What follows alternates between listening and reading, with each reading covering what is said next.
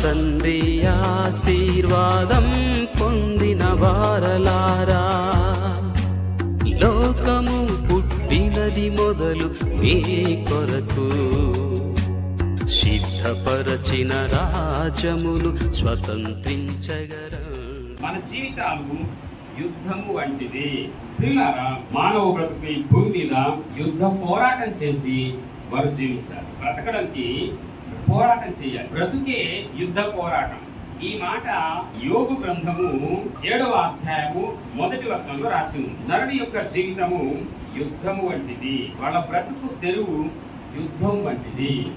వాళ్ళు యుద్ధం చేసి వారి యొక్క జీవన పోరాటాన్ని గడుపుతూ ఉంటారు. మనం జీవించాలంటే ఈరోజు మనం ఎంపిక చేసుకున్నటువంటి వ్యాపారంలో, ఉద్యోగంలో, రకరకాలైనటువంటి జీవన వృత్తుల్లో యుద్ధం లాగా మనము కష్టపడాలి. సైనికుడు యుద్ధానికి వెళ్ళేటప్పుడు అన్ని సిద్ధం చేసుకొని ఎలా అయితే వెళ్తాడో, మన జీవితాన్ని మనము గెలవడం కొరకు, గెలిపించడం కొరకు అంతలా కష్టపడాలి. అది నేననే మాట కాదు, వాక్యం సెలవిస్తుంది. తెల్లారు లేస్తే నేను జయించడానికి, నా కుటుంబాన్ని పోషించడానికి నేను ఎలా కష్టపడాలి, ఇది యుద్ధంతో దేవుడు పోల్చాడు. నిజమే. ఈ యుద్ధ పోరాటంలో, ఈ జీవన పోరాటంలో చాలా మంది అసలు బాస్తూ ఉంటారు. వాళ్ళు ఎంపిక చేసుకున్నటువంటి జీవన వృత్తిలో రాత్రి పగలు కష్టపడతా ఉంటారు. కష్టపడి వాళ్ళ తనువు చాలుస్తారు. ముని వాళ్ళ అమ్మ ఉంది కదా, ఆమెకు ఈరోజు విష్ చేస్తే, అన్న నాకు అనారోగ్యం వచ్చిందన్న అని. ఎందుకమ్మా చెల్లి నీకు వచ్చింది అని అంటే, మా కంపెనీలో నేను ఫస్ట్ గా ఉండాలని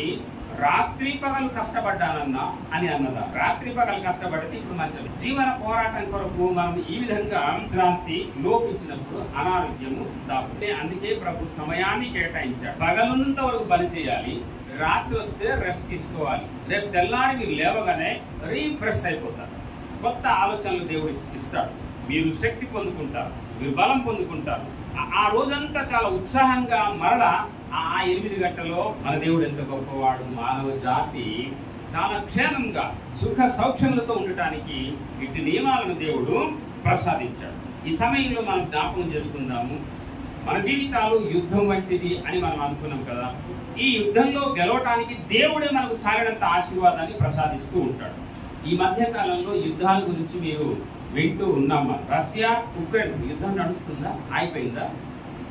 ఆగిపోద్ది. ఏ క్షణంలో ఎక్కడ బాంబులు వేస్తారో తెలియదు. ఆ తర్వాత ఇజ్రాయేల్ సిరియా యుద్ధాన్ని ఏర్పాటు చేసుకున్నారు.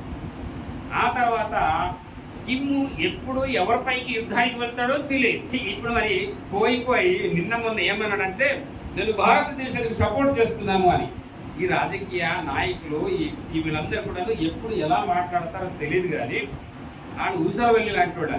ఇప్పుడేమో పాకిస్తాన్ తో భారతదేశం యుద్ధం చేస్తాం. నిన్నటి సాయంకాలం వరకు యుద్ధం ఆగిందని వాడు చెప్పినప్పటికీ కూడాను ఏ క్షణమైనా గానీ వాళ్ళు అటాక్ చేయొచ్చు. ఎందుకంటే ఉగ్రవాదపు లక్షణాలు కలిగినటువంటి దేశం కనుక. ఈ యుద్ధాలన్నీ ఎందుకో చెప్పమంటారా? వాళ్ళ హోదాను, అంతస్తులు పెంచుకోవటం కొరకు. ఈ యుద్ధాలు ఎందుకు వస్తా ఉంటాయో కాస్త మనం జ్ఞాపకం చేసుకుందాము.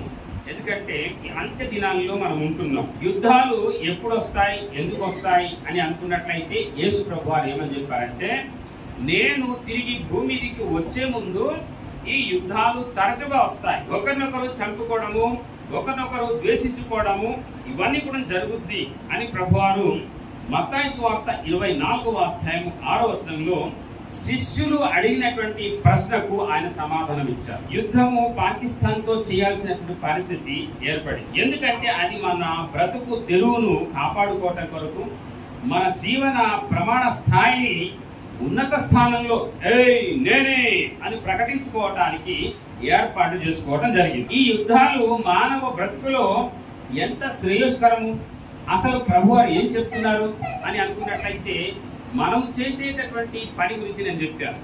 పగలున్నంత వరకు పని చేయాలి, రాత్రి అయితే రెస్ట్ తీసుకోవాలి. అప్పుడే రీఫ్రెష్ అయ్యి తిరిగి మనం ఇంకొక పని చేయటానికి ఆస్కారం ఉంటుంది అని నేను మీకు జ్ఞాపకం చేశాను. కనుక ఈ సమయంలో రెస్ట్లెస్ లేకుండా చేసేది ఈ యుద్ధం. ఇది దేశాల మధ్య ప్రబలినప్పుడు దేశానికి, దేశ ప్రజలకు చాలా విపత్తు సంభవిస్తుంది. మీరు వినుంటారు, 170 అణుబాంబులు ఉన్నాయట పాకిస్తాన్. మన దగ్గర కూడా 170 అణుబాంబులు ఉన్నాయి. మీ అందరికి తెలుసు, ఒక్క అణుబాంబు హిరోషిమా నాగసాకిపై వేస్తే ఇన్ని రోజులుగా ఆ ప్రభావితమైన ప్రాంతం అంతా ఒక్క మొక్క కూడా పుట్టడం లేదు. అక్కడ పుట్టేటటువంటి పిల్లలు డిజాబులై పుడతా ఉంటారు. అంత దారుణంగా ఉంటుంది. కనుక సంఘమ, యుద్ధాలతో మనకు మేలు కంట చాలా నష్టాలు ఉన్నాయి, చాలా కష్టాలు ఉన్నాయి. మొదటి ప్రపంచ యుద్ధం జరిగింది కదా, ఆ మొదటి ప్రపంచ యుద్ధం జర్మనీకి ఆస్ట్రేలియా మధ్య హంగేరీ మధ్య జరిగేది. అప్పుడు 90 లక్షల మంది ఆర్మీ జవాన్లు చనిపోయినారు. యుద్ధం చేయడం వంక నష్టమే గాని సుఖమేం లేదు. జీవన పోరాటంలో అలా నలిగిపోయారు. అసలు భాష కుటుంబాలు కోల్పోయారు. దుఃఖ సాగరంలో మునిగి మొదటి ప్రపంచ యుద్ధంలో చాలా దారుణం. రెండో ప్రపంచ యుద్ధంలో కూడా అలాగే చైనాకు, జపాన్, ఆసియా దేశాల మధ్య ఇది జరిగింది. అప్పుడు కూడా దాదాపుగా 40 లక్షల మంది నుండి 85 లక్షల మంది చనిపోయారు. చాలా కష్టము, నష్టము తెచ్చిపెట్టింది. 50 రూపాయలు ఉన్నటువంటి కేజీ రైస్ 100 రూపాయలు కూడా వెళ్ళిపోవచ్చు. చాలా కష్టమైన పరిస్థితులు తీసుకొస్తాయి. భారతదేశం స్వాతంత్ర దేశంగా చేసుకోవడానికి అప్పుడు యుద్ధం వారు చేశారు. మహాత్మా గాంధీ శాంతి అని అన్నాడు. అప్పటికే మనకు స్వతంత్రం రావటానికి ముందుగా దాదాపుగా 35 మిలియన్ల మంది భారతదేశ స్వాతంత్రం కొరకు చనిపోయినట్లుగా గణాంకాలు వివరిస్తాం. వింటున్నారు కదా. ఇంకా యుద్ధాల వంక ఏమైనా సుఖమా అంటే సుఖం లేదు, కానీ అంతా నష్టమే ఉంది. పహల్గామ్లో మన కాశ్మీర్లో దాడులు జరిగాయి.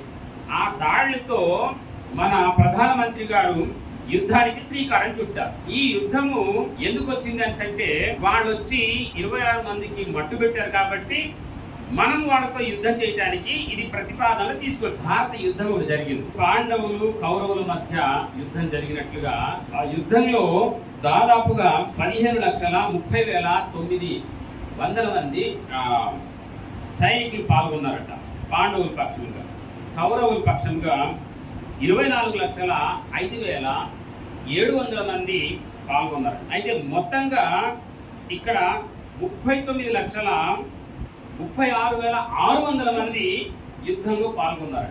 ఎంతమంది మిగిలారు అని అనుకున్నట్లయితే 11 మంది మాత్రమే మిగిలారు. దాదాపుగా 40 లక్షల మంది యుద్ధంలో పాల్గొంటే ఎంతమంది మిగిలారంటే 11 మంది మాత్రమే మిగిలారు. పాండవుల పక్షంగా 8 మంది, వీళ్ళ పక్షంగా 3 మిగిలారు. అలా 11 మంది మాత్రమే మిగిలారు. నేను ఎందుకు ఈ మాట జ్ఞాపకం చేస్తున్నాను అంటే యుద్ధము మన జీవితాలకు నష్టము.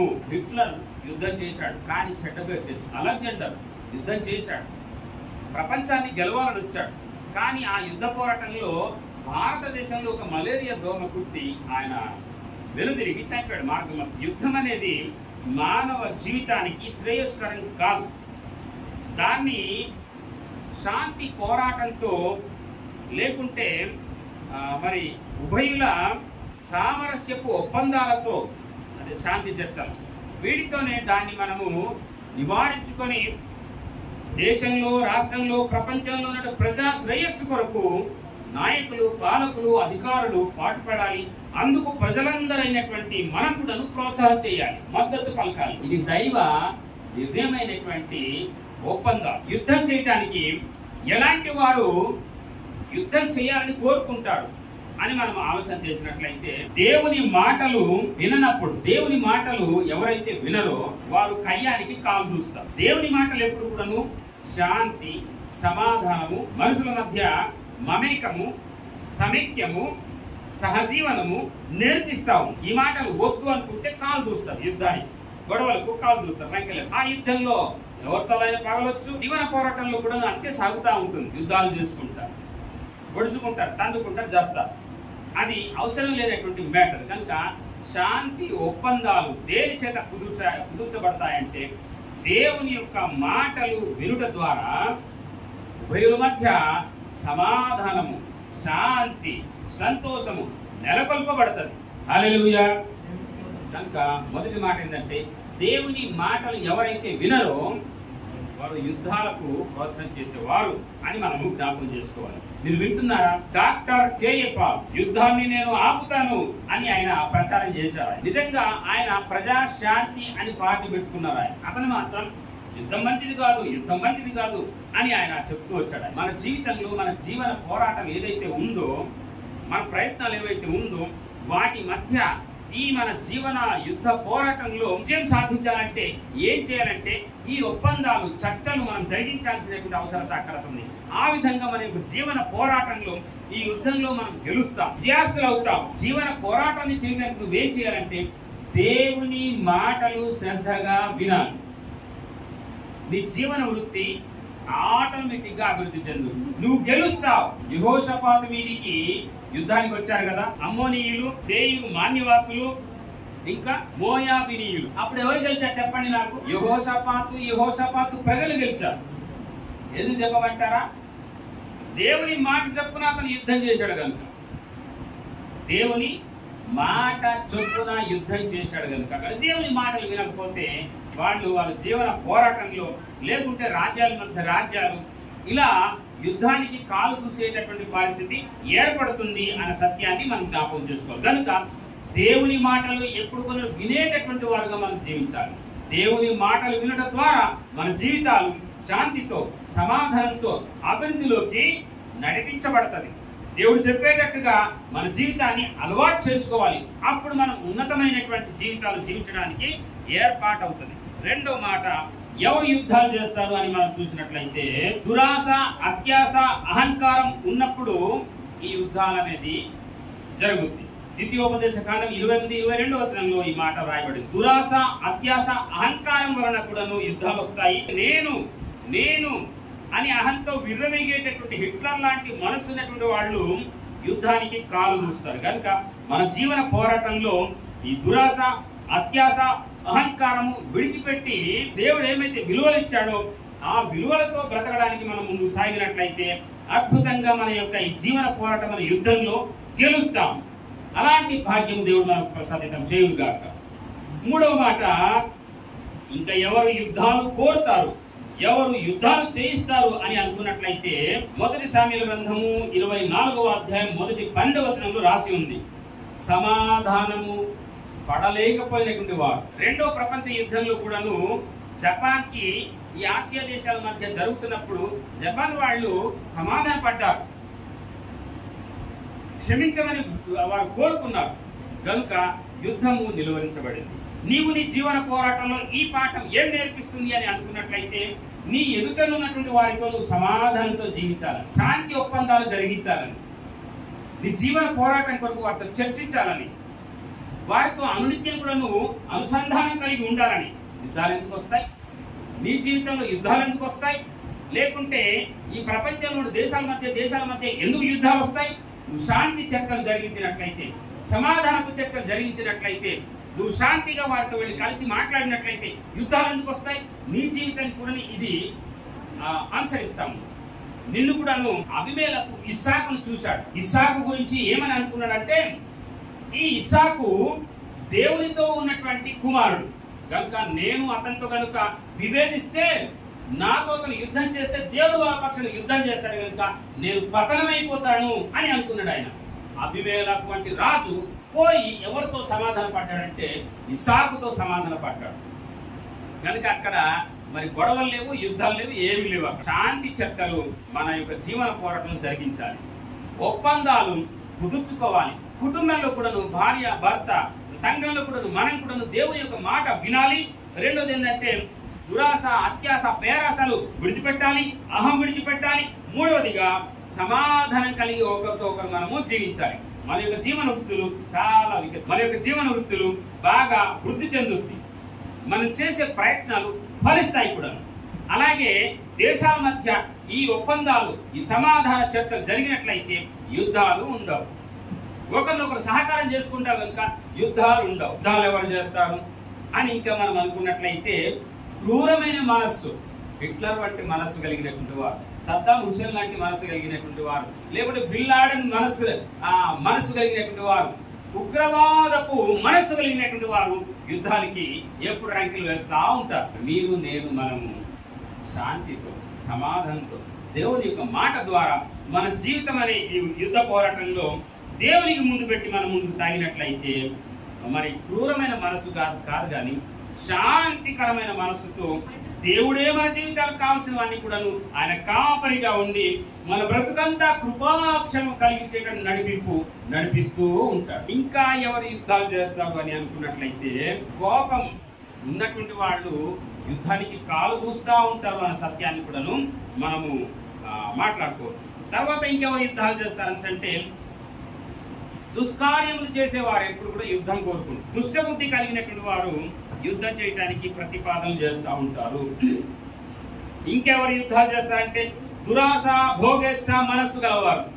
ఈ వాక్యం కూడాను యాకోబు పత్రిక 4:1-2 ఎందుకు యుద్ధాలు వస్తాయంటే, వ్యక్తిగతంగా యుద్ధ పోరాటం, జీవన పోరాటంలో అత్యాశ, దురాశ, పేరాశ, అహం ఇవన్నీ కూడా అందులో ఇమిడి ఉన్నాయి. ఇవన్నీ కలిగి ఉన్నటువంటి వారు ఎప్పుడు కూడా యుద్ధం చేయడానికి, యుద్ధం వంటి జీవితం జీవించడానికి ఇష్టపడతా ఉంటారు. ప్రతి దానికి కూడా కాలు చూస్తూ ఉంటారు. వాడు ప్రతి దానికి కాలు చూస్తూ ఉంటారు. కనుక జీవితంలో శాంతి, సమాధానం కోల్పోతారు వాళ్ళు. దేవుని యొక్క ఆశీర్వాదాన్ని కోల్పోతారు వాళ్ళు. మనమైతే దానికి భిన్నంగా ఆ యొక్క యుద్ధానికి ప్రేరేపించేటటువంటి మనస్సు లేకుండా మనం జీవించినట్లయితే మనం ఎప్పుడు కూడా శాంతితో, సమాధానంతో, సంతోషంతో మనం జీవిస్తామని విజ్ఞాపన చేస్తాము. ఇవన్నీ ఎప్పుడు జరుగుతాయి అని దేవుడు చెప్పాడని అంటే, నేను నా రాకడకు ముందు జరుగుద్ది, నేను వచ్చే ముందు ఇవన్నీ ఎక్కువ అవుతాయి అని ప్రభువారు సెలవిచ్చారు. మత్తయి సువార్త 24వ అధ్యాయము ఆ చాప్టర్ అంతా మీరు చదువుకోవచ్చు, ఇంటికి వెళ్ళి చదవండి. భారతదేశానికి యుద్ధం వలన స్వతంత్రం వచ్చిందా, లేకుంటే శాంతి ఒప్పందం వల్ల వచ్చిందా? శాంతి ఒప్పందం. బైబిల్ గ్రంథం చెప్తుంది శాంతి. కనుక ఈ శాంతి చర్చల వంక అద్భుతమైనటువంటి ఆశీర్వాదం నీ వ్యక్తిగత జీవితంలో, నీ జీవన వృత్తిలో విజయము గొప్పగా దేవుడు అనుగ్రహిస్తాడు. యుద్ధములు మానాలి అని యేసు ప్రభువారు యెషయా గ్రంథం 2:4 జ్ఞాపకం చేశాడు. ఆయనకి యుద్ధములు మాన్పువాడు అని అతనికి పేరుంది. కీర్తన గ్రంథం 46:9 ఈ మాట రాసి ఉంది. యుద్ధములు మానాలి అని దేవుడు చెప్పాడు. యెషయా గ్రంథం 2:4 ఉంది ఆ మాట. యుద్ధములు మాన్పువాడు అని మన ప్రభువుకు పేరుంది. 46 కీర్తన గ్రంథం 9 ఈ మాట ఉంది. తర్వాత మన ప్రభు యుద్ధాలు జరగకుండా శాంతిని, సమాధానాన్ని, సంతోషాన్ని దయచేవాడై ఉన్నాడని మరి యెషయా గ్రంథం 9:6, ఎఫెసు పత్రిక 2:13-19 మధ్య రాయబడి ఉంది. తర్వాత యుద్ధాలు ఎవరు చేయాలి? ఒక క్రైస్తవుడు చేయొచ్చా అంటే చెయ్యాలి. ఎవరితో చేయాలి? ఎఫెసు పత్రికలో 6వ అధ్యాయంలో 10వ వచనం నుంచి కొన్ని మాటలు మనం జ్ఞాపకం చేసుకోవచ్చు. సంఘమా, యుద్ధాలు ఎందుకు వస్తాయి అని మొట్టమొదటి పాయింట్ మనం మాట్లాడుకున్నప్పుడు నేను మీకు చెప్పాను. లేవి ఖండము 26వ అధ్యాయం 17వ వచనంలో ఉన్న మాట, దేవుని మాట వినని పక్షంలో ఈ యుద్ధాలు వస్తాయి అని నేను మీకు జ్ఞాపకం చేశాను. ఇప్పుడు ఎఫెసు పత్రికలో ఉన్నటువంటి ఈ 6వ అధ్యాయం 10 నుంచి దిగు భాగం వరకు ఏం సెలవిస్తుంది అంటే, మనం యుద్ధం చేయాలి. ఎవరితో చేయాలంటే దుష్టుని సైన్య సమూహంతో, అధికారులు. ఎలా చేయాలంటే వాక్యం అనేటటువంటి ఆయుధాన్ని ధరించి, సర్వాంగ కవచముగా దీన్ని ధరించి, యుద్ధ వీరుడై, యుద్ధ సూర్యుడై, బలవంతుడై నువ్వు పోరాటం సాగించాలి. అంటే దీని అర్థం ఏంటంటే, వాక్యం ప్రకారంగా నువ్వు జీవిస్తే దుష్టుడు నిన్ను చూసి పారి దగ్గర కూడా రాలేడు. ఎందుకంటే ఇది AK-47 కన్నా గొప్ప ఆయుధం అని వాళ్ళు భయపడుతున్నారు. ఇండియాకి మేము వేసేస్తాం అనుకో, ఇండియాకి మేము వేసేస్తాం అనుకో. ఏం వేసేస్తావు? దేవుని యొక్క మాట ఆ అణుబాంబు కంటే శక్తివంతమైన. ఈ చర్చ చేస్తే ఆ అణుబాంబు అక్కడే పాతుకుపోతాడు. సంఘమ, దేవుని యొక్క వాక్యం అనే మాట అణుబాంబు కంటే శక్తివంతమైనది. మన జీవితాన్ని గెలిపించేటటువంటి సనాతన అత్యాధునికమైనటువంటి వెపన్ బైబిల్ గ్రంథం మాత్రమే. కనుక మనం గెలవాలంటే, విజయం సాధించాలంటే దేవుని యొక్క మాటను సర్వాంగ కవచముగాను ధరించుకున్నప్పుడు, విశ్వాసం అనే డాలు అనేటటువంటి ఆ యొక్క ఆయుధాన్ని నువ్వు ధరించుకున్నప్పుడు దేన్నైనా కానీ నువ్వు ఆటోమేటిక్ గా జయించగలుగుతావు. నీ జీవన వృత్తిలో అవలీలలుగా విజయం పొందుతావు. మన జీవితము యుద్ధ పోరాటం వంటి. జకర్యా గ్రంథం 9వ అధ్యాయము 10 నుండి 17 వచనాలు. యుద్ధాలు మాన్పువాడు, గొడవలు అల్లర్లు లేకుండా చేసేవాడు దేవుడే. తన రక్తము ద్వారా సమాధానాన్నిచ్చి, శాంతినిచ్చి, మన బ్రతుకులను సమైక్యం తనలో చేసుకొని మనము విజయం సాధించడానికి, శత్రువుపై మనం జయం పొందడానికి చాలినంత ఈ వాగ్దానం దేవుడు అనుగ్రహిస్తాడు. అందరిపై విజయం సాధించడానికి దేవుడు రెండంతలైనటువంటి 10 తలాంతుల ఆశీర్వాదాన్నిచ్చి మీ కోటలో ప్రవేశించే యోగ్యత, ధన్యత, భాగ్యం దేవుడు అనుగ్రహించాడు. కోట అంటే పరలోకం, ఆశీర్వాదపు కోట అని దాని అర్థం. అంటే తిరిగి మనం ఎక్కడి నుంచి వచ్చామో అక్కడికి వెళ్ళడానికి ఈ జీవన వృత్తిని మనము జయజీవితం కలిగి దేవునికి మహిమకరంగా మన వ్యక్తిగత జీవితాల్లో అద్భుతమైనటువంటి ఆశీర్వాదాలని అనుభవిస్తూ అనేకులకు దీవెనకరంగా ఉండడానికి యుద్ధాన్ని మాన్పి శాంతిని, సమాధానాన్ని, సంతోషాన్ని కోరేటట్లు ప్రజలుగా వర్ధిల్లాలని ఈ వాక్యం యొక్క భావన. అతి మాదిరిగా మన యొక్క జీవన వృత్తిలో ఇంత గొప్ప విజయాన్ని దేవుడు అనుగ్రహించి దీవించి సహాయపడి నడిపించును గాక. ఆమేన్.